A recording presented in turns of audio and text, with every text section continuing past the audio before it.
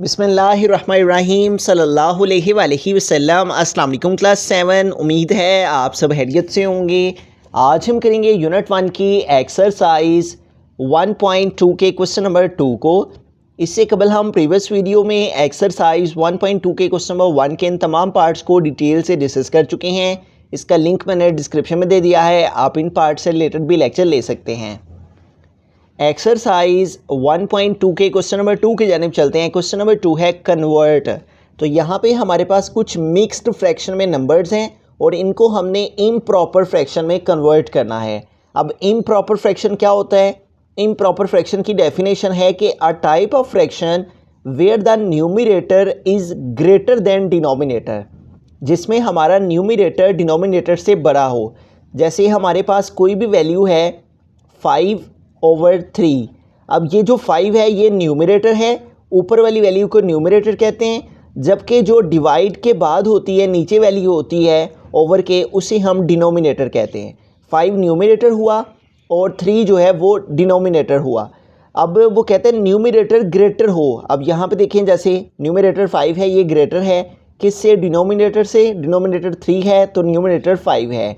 ठीक है, तो ये देखिए ये मिक्स्ड फ्रैक्शन है, तो इसको हमने कन्वर्ट करना है, इस फॉर्म में लेके जाना है। ठीक है, हमारे पास बुक में यहाँ पे टाइप्स ऑफ फ्रैक्शन मौजूद हैं।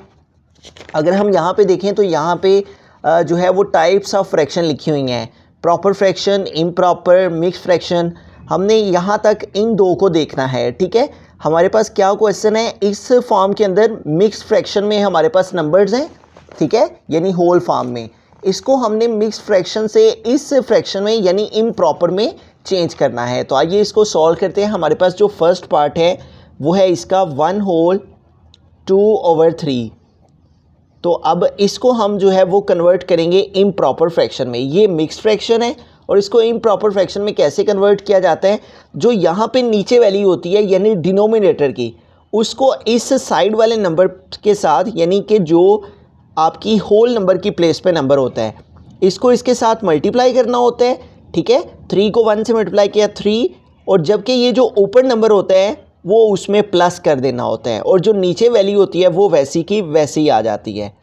ठीक है, जो नीचे वैल्यू होगी उसको साइड वाले नंबर से मल्टीप्लाई करेंगे तो 3 1 जार क्या आ गया 3, जबकि जो ऊपर वैल्यू होगी यानी न्यूमरेटर की वो इसमें प्लस कर देंगे और नीचे वाली वैल्यू वैसी की वैसी आ जाएगी। अब 3/2 प्लस किया तो 5 ओवर नीचे क्या आ गया हमारे पास 3।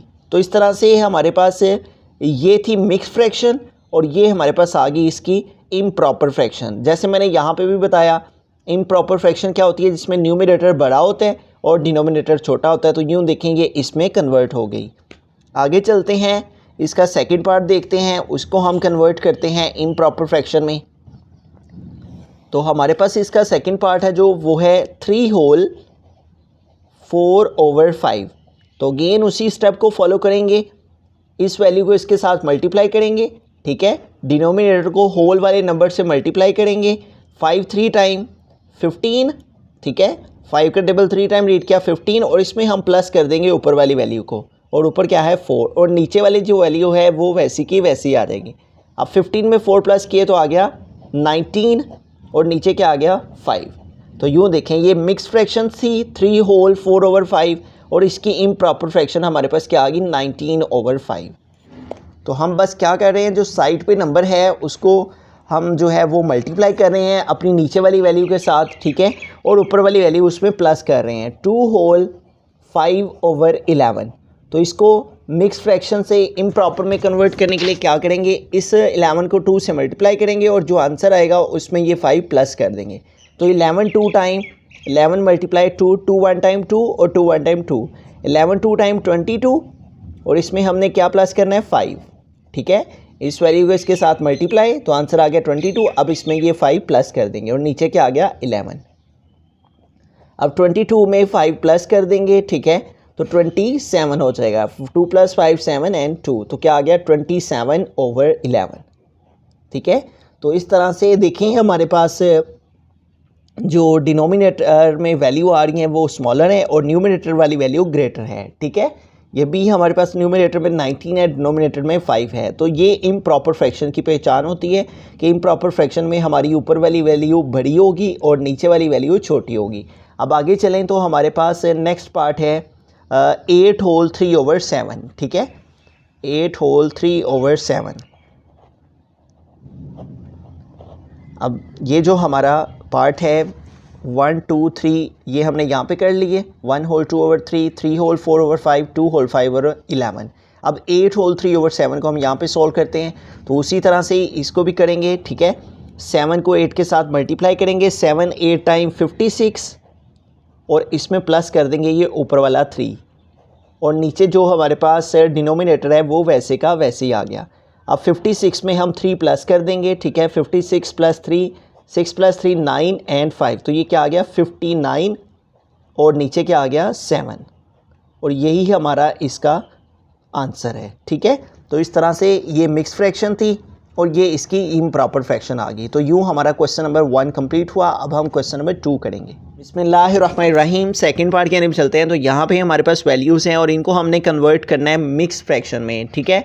अब मिक्स फ्रैक्शन कौन सी होती है, जिसमें हमारे पास इस तरह से होल फॉर्म में वैल्यू हो, ठीक है, जैसे 3 होल 1/2, 2 होल 3/5, ये क्या है मिक्स फ्रैक्शन है। अब यहाँ पे हम एक एग्जांपल की मदद से इसको मज़ीद अच्छे तरीके से अंडरस्टैंड कर लेते हैं कि मिक्स फ्रैक्शन में हम कैसे लेके जाते हैं। तो जैसे यहाँ पे देखिए हमारे पास 9/4 है और इसको कन्वर्ट करने लगे हम मिक्स नंबर में, ठीक है। तो इसके लिए हमें क्या करना होगा, जो ऊपर वाली वैल्यू है उसको हम अंदर लिखेंगे और जो नीचे वाली वैल्यू है उसको बाहर लिखेंगे और इसको फिर इसको डिवाइड करेंगे। अब 4 का टेबल हम 2 टाइम रीड किया तो आ गया 8, फिर 9 से 8 को माइनस किया तो आ गया 1।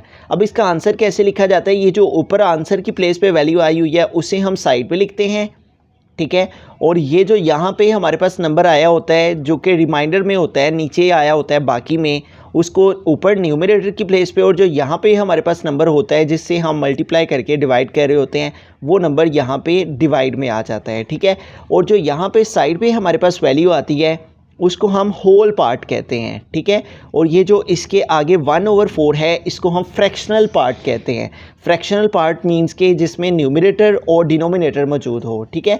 तो आइए अब हम अपने फर्स्ट पार्ट की तरफ चलते हैं, वो है 18/7। अब हम 18/7 को मिक्स्ड फ्रैक्शन में कन्वर्ट करेंगे, यानी होल फॉर्म में लेके जाएंगे, ठीक है।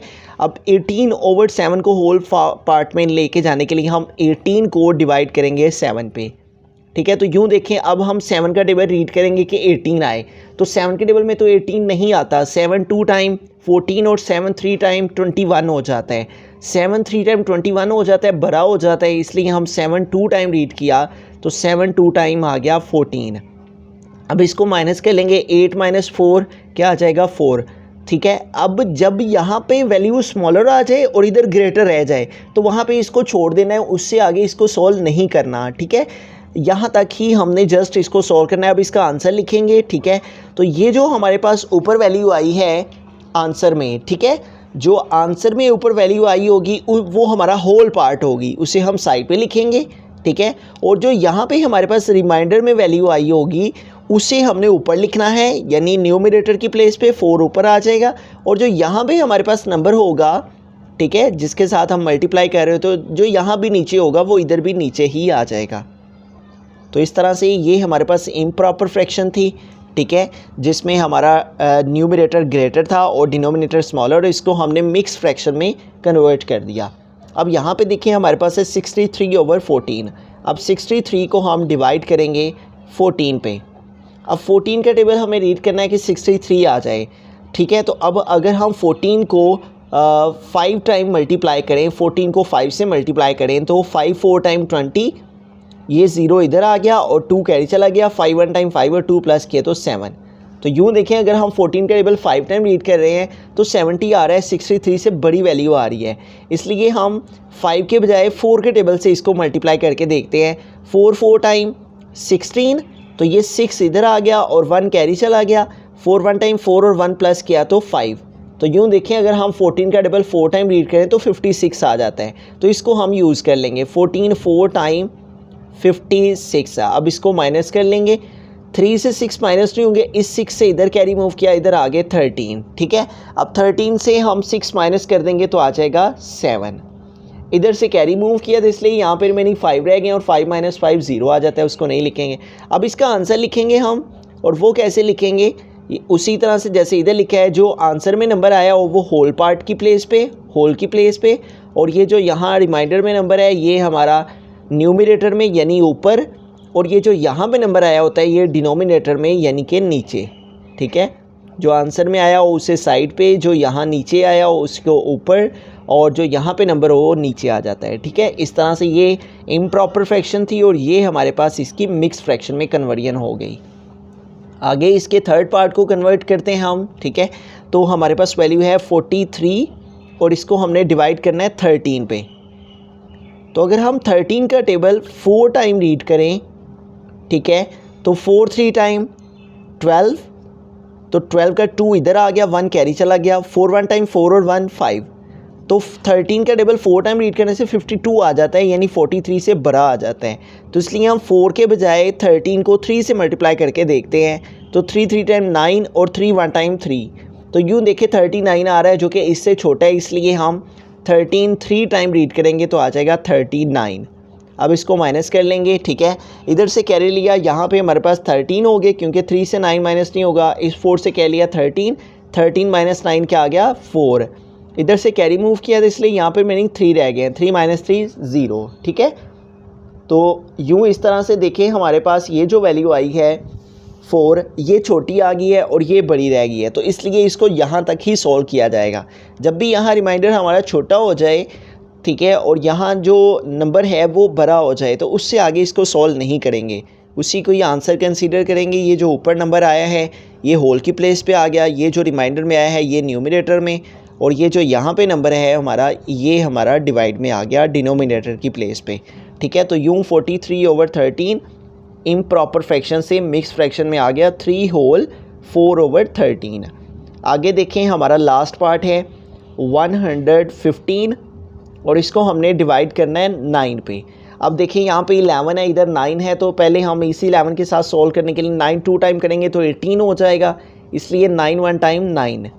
अब इसको माइनस कर लेंगे, 11 माइनस 9 आ गया 2, और इस 5 को हमने नीचे उतार लिया। अब यहाँ पे देखें हमारे पास 25 आ गया है। ठीक है, तो अगर हम 9 का टेबल 3 टाइम रीड करें तो 27 हो जाता है। ठीक है, तो इसलिए 9 का टेबल 2 टाइम रीड करेंगे, 9 2 टाइम आ जाएगा 18। अब इसको माइनस कर लेंगे। ठीक है, अब 5 से 8 माइनस नहीं हो गए, इस 2 से कह लिया, यहाँ पे 15 हो गए, तो 15 में से 8 माइनस किया तो आ गया 7, इधर से कैरी मूव किया था इस 2 से, इसलिए यहाँ पे मीनिंग 1 रह गया, तो 1 माइनस 1 0। अब देखिए 7 छोटा हो गया, 9 बड़ा हो गया, तो यहाँ तक ही ये सॉल्व होगा। ठीक है, तो इस तरह से हम इसका आंसर कैसे लिखेंगे, जो आंसर में नंबर आया हुआ है उसे होल पार्ट की प्लेस पे, और जो यहाँ रिमाइंडर में आया है वो ऊपर, और जो यहाँ पे डिवाइड में हमारे पास वैल्यू थी क्वेश्चन में वही यहाँ पे डिवाइड में आ गई। तो यूँ ये इम्प्रॉपर फ्रैक्शन में थी वैल्यू। ठीक है, जिसका हमारे पास न्यूमरेटर बड़ा हो और डिनोमिनेटर छोटा हो वो इम्प्रॉपर फ्रैक्शन होती है, और ये मिक्स फ्रैक्शन में इसको कन्वर्ट किया तो आ गया 12 होल 7/9। इसके अलावा मज़ीद मैथमेटिक्स के क्लास 7 की न्यू बुक के लेक्चर्स के लिए आप इस चैनल को ज़रूर सब्सक्राइब कीजिए, और अगर आपको कहीं कोई कन्फ्यूजन हो आप वहां से उसका स्क्रीनशॉट लेकर वॉइस मैसेज के साथ इंस्टाग्राम पर हमारा अकाउंट है मुशाहिद अली ज़फ़र, हमें वहां पे सेंड कीजिए। हम इंशाल्लाह जहां तक पॉसिबल हुआ आपकी ज़रूर रहनुमाई करेंगे। Thanks for watching this video. अल्लाह हाफिज़।